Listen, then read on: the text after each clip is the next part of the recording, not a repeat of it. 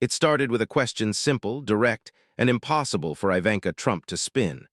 But just as Rep. Jasmine Crockett began her measured reply, Ivanka leaned forward, glossy hair perfectly parted, and cut her off with a smile that didn't reach her eyes. "Respectfully, Congresswoman, let me correct some of that." Jasmine didn't move at first. She let the interruption hang in the air like smoke you could choke on. Then slowly, deliberately, she turned her head and met Ivanka's gaze. One eyebrow lifted, not in anger but in something far more dangerous, amused disappointment. "Are you finished?" she said quietly. The audience tensed. Cameras zoomed in. Every breath felt like it might be the one that tipped the moment into chaos. Ivanka hesitated. Her eyes flickered to the panel, seeking support that wasn't there. She'd expected a clash of talking points. What she got was silence from every corner of the room. She tried again, clearing her throat as if dignity would magically return. "I was just—" Jasmine cut her off this time. "See, this is what I find fascinating," she said, voice smooth as polished steel. "Some people think interrupting someone is the same as winning an argument. It's not. It's just loud insecurity." A gasp rippled through the live audience. Somewhere off stage, a producer mouthed, "Whoa," as if trying to absorb what just happened.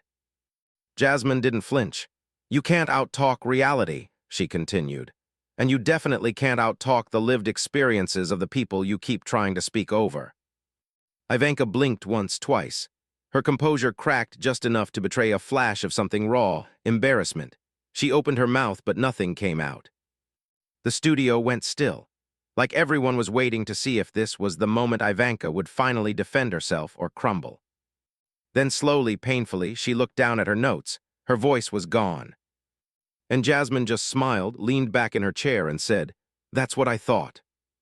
The silence was complete, electric, no one dared break it. But silence never stays silent for long. And when it shattered, it wasn't just the room that changed. The rules had too. Hours before the moment America would replay over and over again, the mood in the studio had already been charged.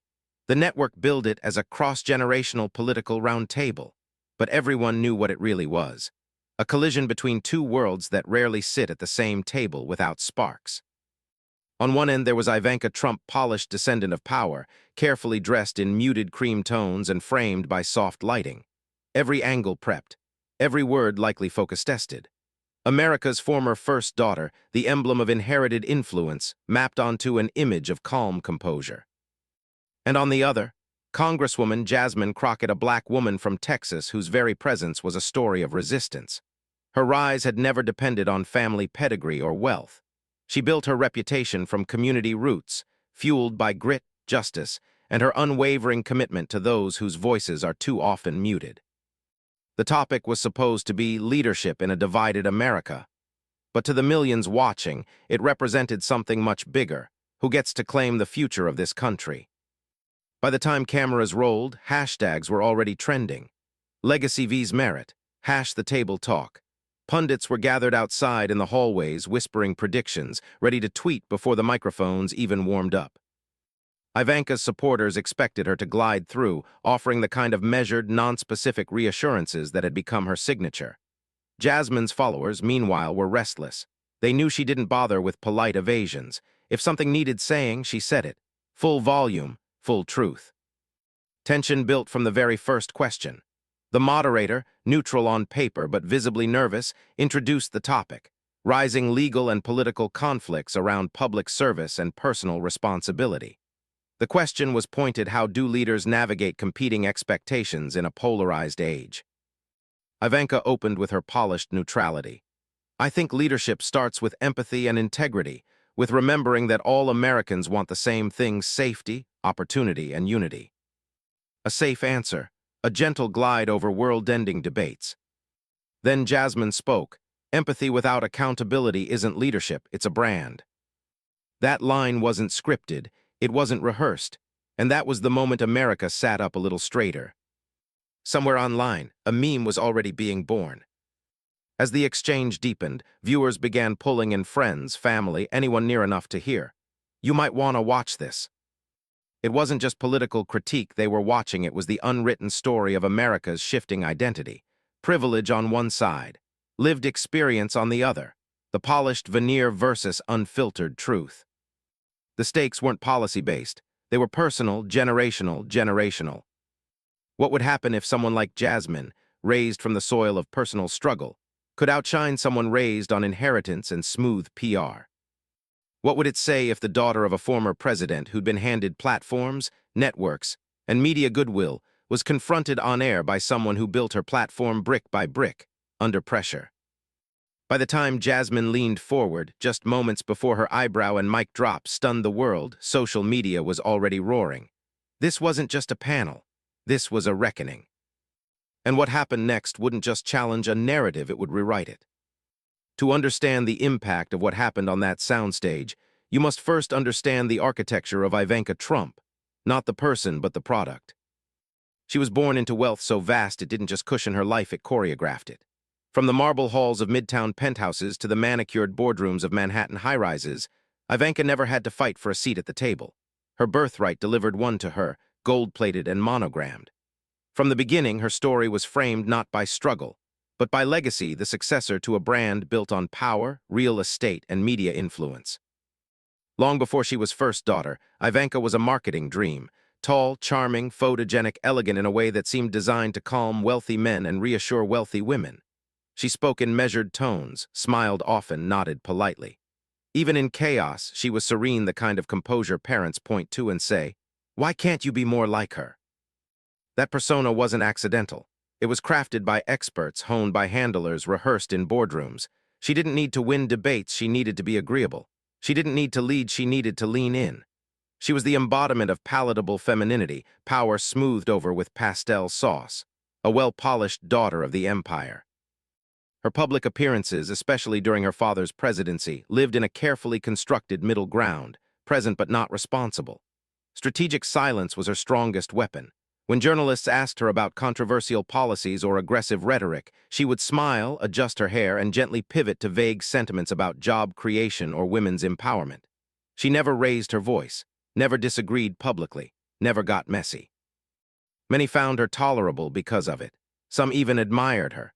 She was the feminine face of a brutal administration, the PR safe house for people who believed politics should stay polite even when policies weren't. That was the irony. She built her empire on saying nothing real. And that's what made her silence that afternoon so extraordinary. When Ivanka interrupted Jasmine smooth, smiling, confident it wasn't malicious, it was muscle memory. She was used to owning the space, used to men stepping back and saying, "Go ahead, Ivanka, speak." Used to airtime that stretched luxuriously around her like a velvet rope at a gala. But Jasmine was not a man, she was not a donor, and she was definitely not owned by anyone's legacy. When Jasmine paused, raised that eyebrow, and let the air crystallize around Ivanka's interruption, for the first time in years, Ivanka didn't know what to do. Because the persona that had always worked, always earned her applause, always avoided confrontation, crumbled under the weight of truth spoken calmly and without apology. Jasmine didn't shout. She didn't insult. She spoke plainly about insecurity disguised as interruption. And Ivanka melted not because she was humiliated, but because she wasn't prepared.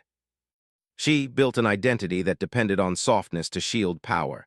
But Jasmine came with a different kind of power, one earned from fighting systems that were never designed for her to survive in. One sharpened not by privilege, but by purpose. Ivanka had spent her life being protected. Jasmine had spent hers protecting others. And in that difference lay the heart of the clash that turned the entire room inside out. People watching didn't just see a verbal takedown, they saw the mask drop. Years of polished neutrality collapsing under the weight of a single, undeniable truth, that privilege without conviction is fragile. It wasn't that Ivanka was wrong. It was that she stood for nothing concrete. Her doctrine was diplomacy. Her strategy was silence. So when confronted by someone whose power didn't come from branding, but from history and community, Ivanka didn't just lose the argument. For the first time ever, she lost the room. That moment was more than embarrassment. It was revelation. Because suddenly, millions of viewers became acutely aware of what that composure had really been. Not grace under pressure, but comfort under protection. And once protective silence is exposed, it doesn't look like poise. It looks like surrender. And in that moment on live TV, Ivanka Trump became something she never intended to be. Ignored, The real story was unfolding in front of her, and she had no language for it. No glossy anecdote, no media-trained response. She could only watch as Jasmine took the stage not with theatrics but with truth. And truth does not negotiate. The silence didn't just swallow the air. It swallowed Ivanka's veneer. And what emerged next would show America exactly who Jasmine Crockett was when the floor belonged to her alone. Before anyone knew her name, before the microphone and the lights and the seat in Congress, Jasmine Crockett was just another young black woman determined not to let the world decide her limitations for her. She grew up far from the marble hallways of politics, in a place where dreams are often smothered by circumstance. But Jasmine's mother had a saying, "If they don't make room for you, you make room for yourself." Jasmine took that to heart. She watched, as a teenager, friends dismissed by the system, teachers treating black boys like threats, and neighbors working twice as hard for half as much. She noticed the cracks not just in the structure, but in the stories people believed. Not everyone wanted justice. Many just wanted quiet. She never did. Determined, she pushed her way through school. Scholarships weren't given easily, but she earned every one of them.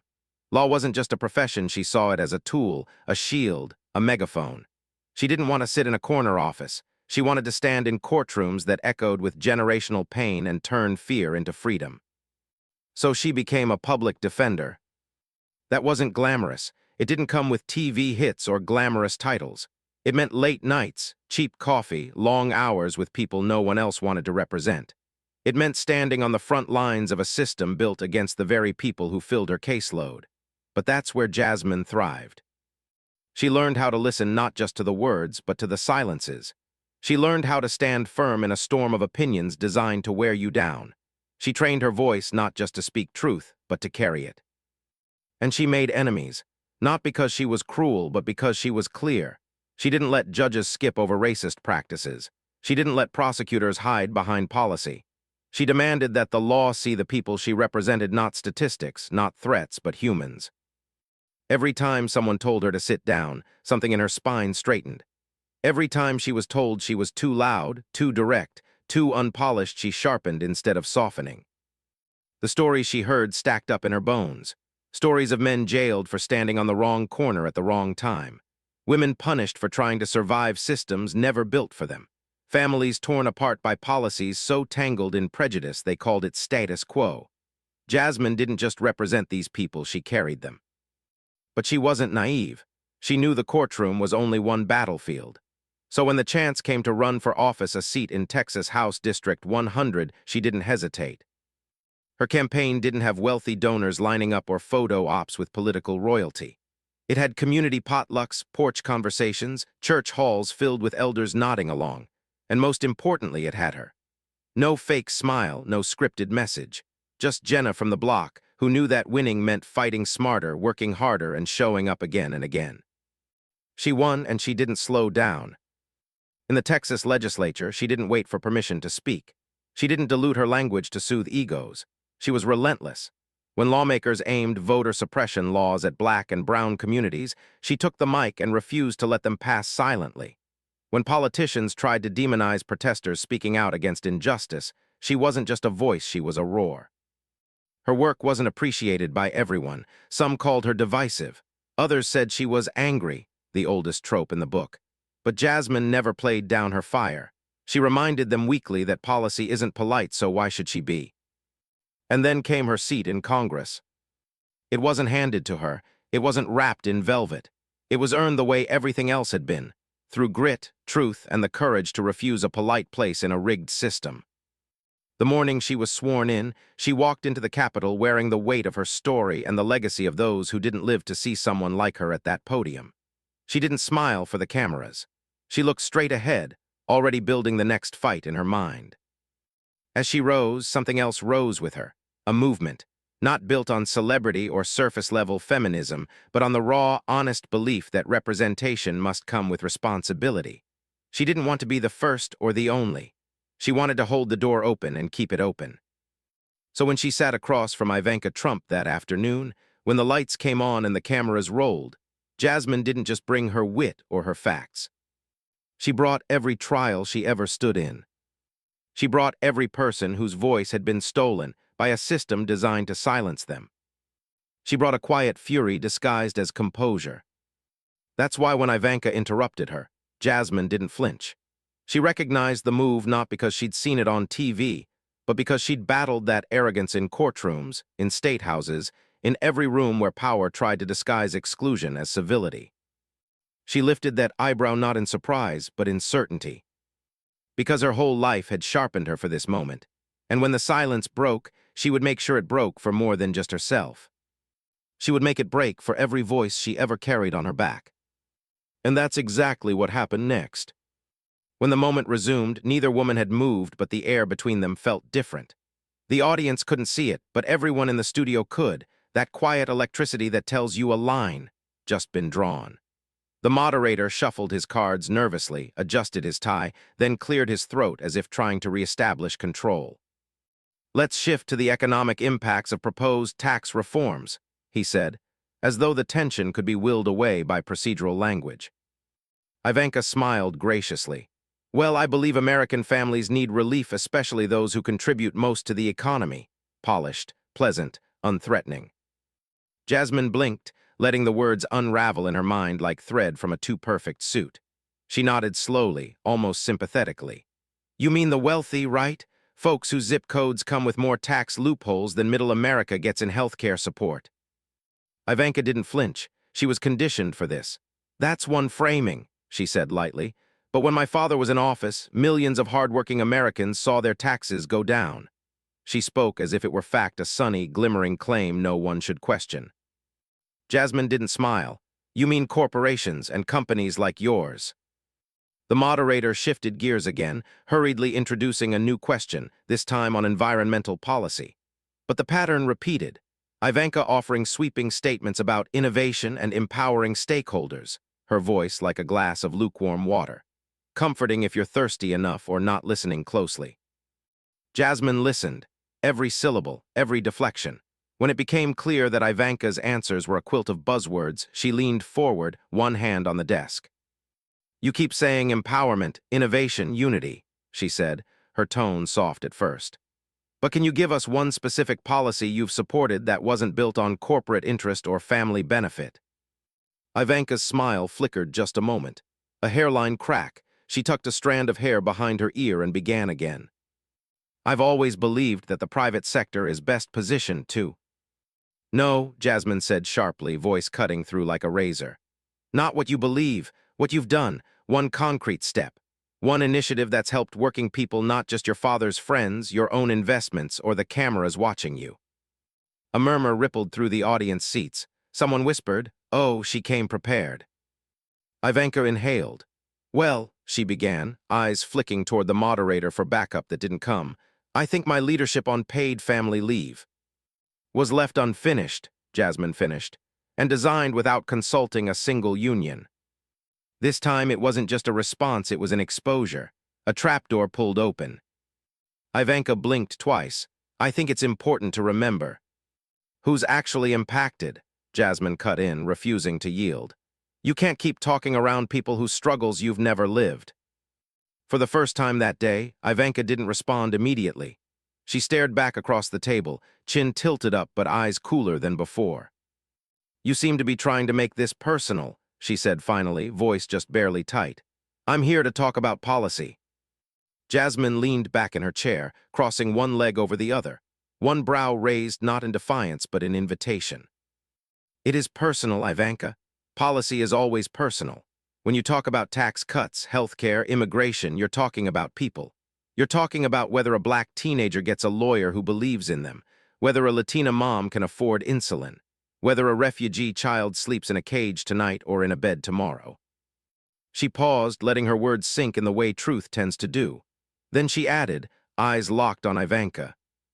"So yes, I'm going to make it personal, because privilege always sounds neutral to the people who benefit from it."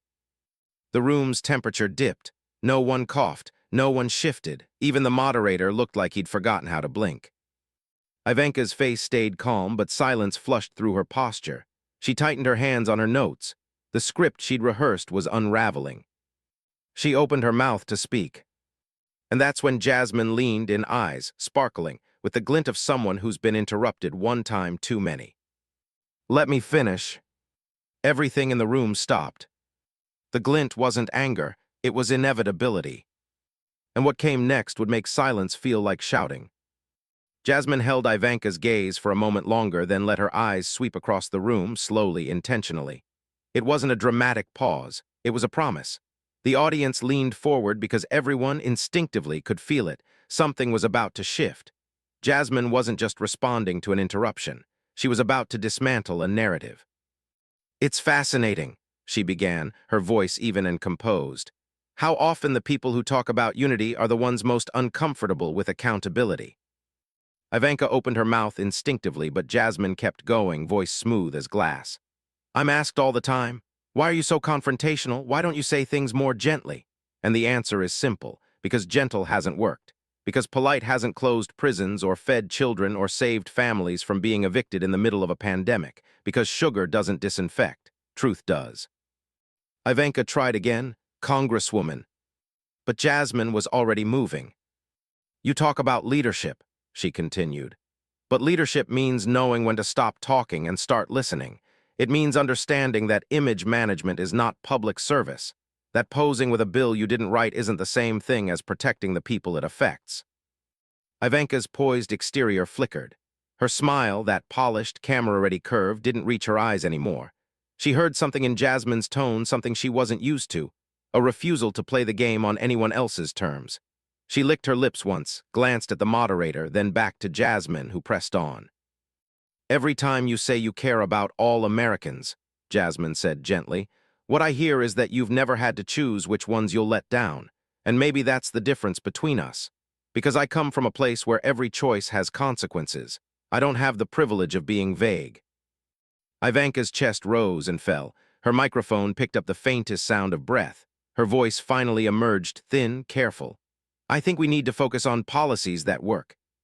"Policies like healthcare," Jasmine said. "Let's talk about that. You've spoken at events promoting women in business. What about women losing jobs because they can't afford cancer treatment? What about the mother whose child has leukemia and maxed out her insurance? You talk about empowerment. I talk about survival." Someone in the audience clapped once, then stopped, unsure if it was allowed. Jasmine didn't need the applause. She powered forward. "The truth is that your entire political involvement has been about offering comfort to people who already have options. When systems crack, they fall into pillows. My people fall into concrete." Ivanka tried again, "With all due respect." "No," Jasmine replied instantly. "Respect is earned, not assumed." Silence, pure, undeniable. The camera cut briefly to Ivanka, who blinked rapidly, chin tight. Her mask didn't slip, it glistened, cracking under the heat of reality. Jasmine leaned in slightly, not hostile, just cert. "Let's talk about criminal justice. I defended people thrown into cages, Ivanka. People whose only crime was being born in neighborhoods your father's policies squeezed dry. You called protesters thugs while peaceful activists were tear-gassed outside the White House. And here you sit, speaking softly about unity, as if soft words erase violent actions." A murmur of agreement rippled through the crowd. Even the moderator looked stunned, eyes flicking between the two women like he was witnessing a tectonic shift. Ivanka sat up, gathering herself. "I believe we both care deeply." Jasmine's voice was suddenly quiet. "I'm not questioning your feelings, I'm questioning your decisions." Every syllable settled into the room like bricks. Jasmine glanced once at Ivanka, who finally fell still. Then she turned to the audience, millions watching live and online, and her tone changed. It wasn't confrontational anymore. It was expansive, shoulder-unburdening, truth-telling in real time. "You know, the first time I stood in a courtroom as a public defender, I realized something that stays with me still. Justice isn't neutral. It either protects or it punishes. And too often it punishes the same people over and over again. Those who don't look right, sound right, vote right. Those whose families don't have the right names." Not once did she raise her voice, but the vibration of her words shook the room. "People ask me, how do you stay calm when someone tries to silence you? It's simple. I've been silenced before, I survived it. I don't get upset when someone interrupts me. I get strategic." She paused, just long enough for viewers to catch their breath. "And strategic right now means saying something very clear. I didn't come here to defend myself. I came here to defend the truth." Every person in the studio froze. That line echoed. It didn't land, it detonated. A stunned hush swallowed the room.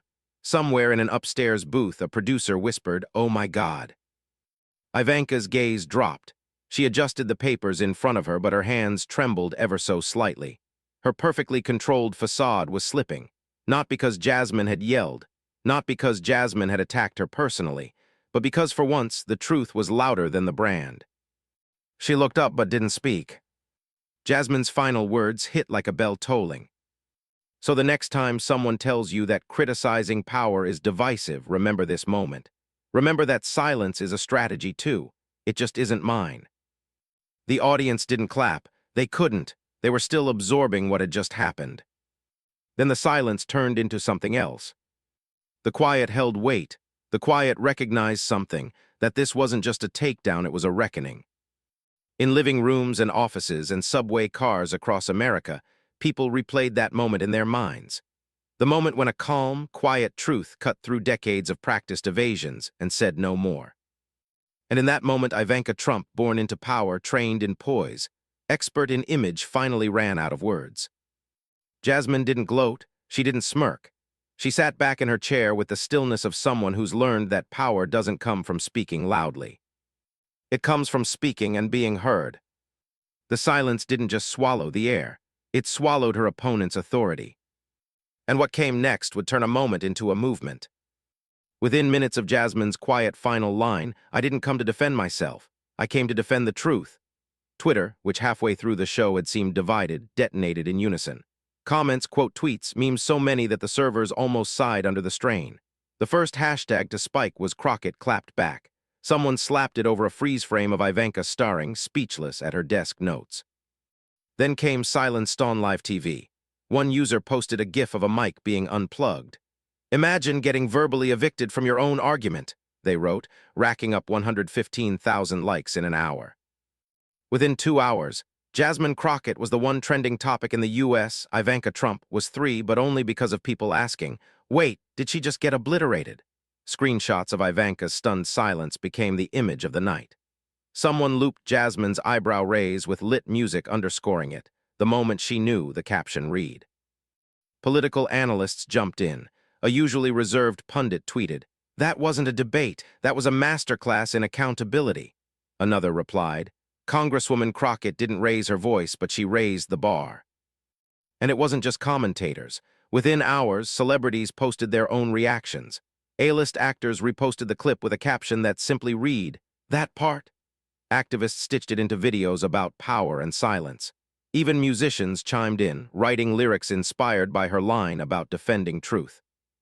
Someone posted a mock movie trailer, score swelling under shots of Jasmine at rallies in courtrooms on the debate stage.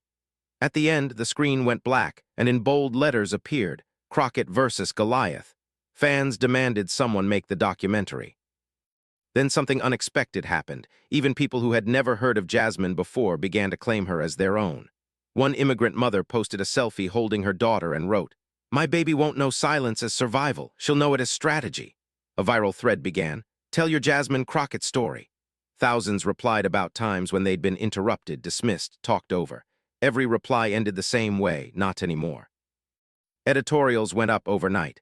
Headlines varied in tone, but the sentiment was the same. A new voice in Washington just changed the conversation.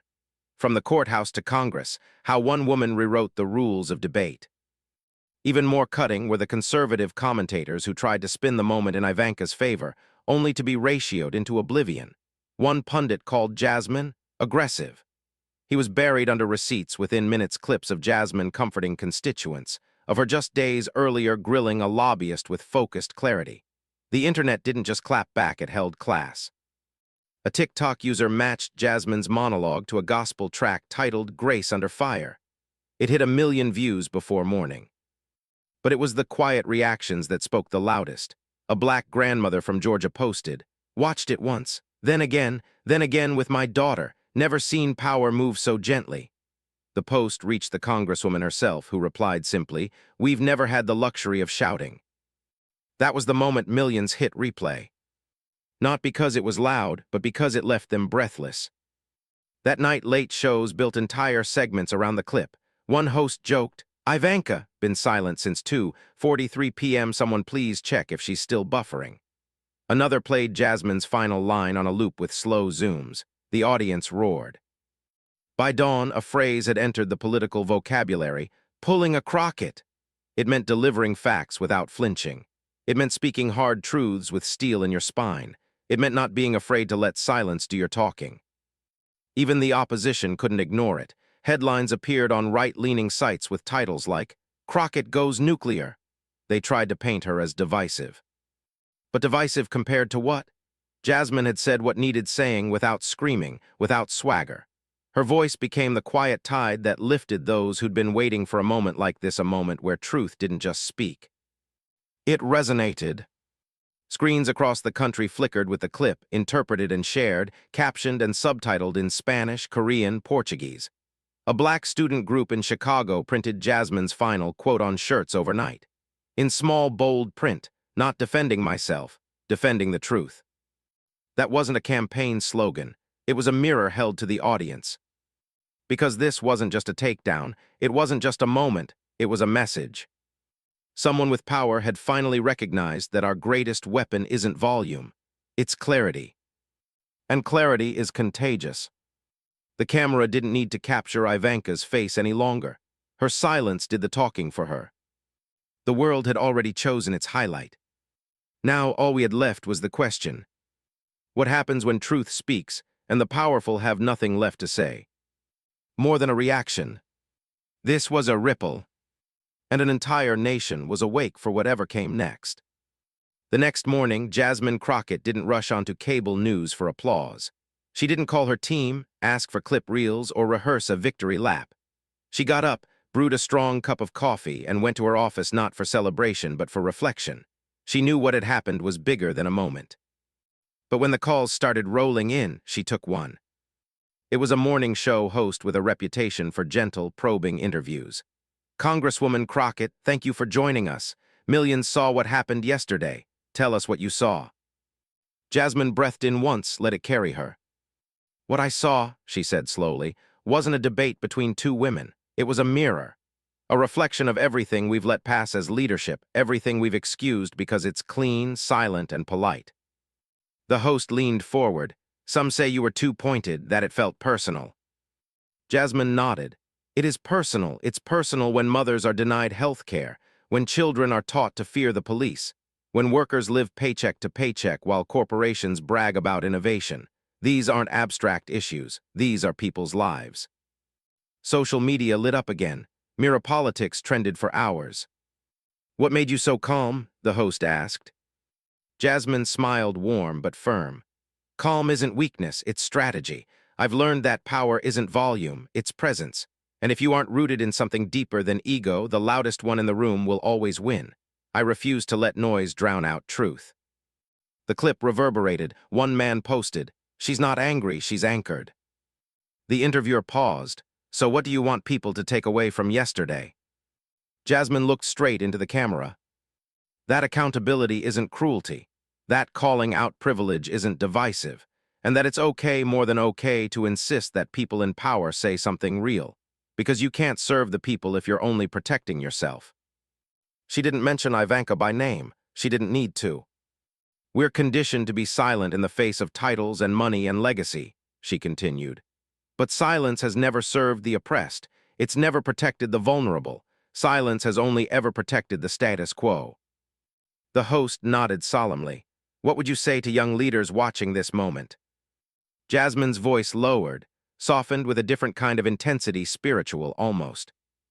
"I'd say, don't break yourself to make others comfortable. Don't swallow your insight to maintain false peace. And when someone tries to interrupt your mission with polished distractions, finish your sentence." That line became a banner. A pop artist remixed it into a chorus. A civil rights group sent it out in their weekly newsletter.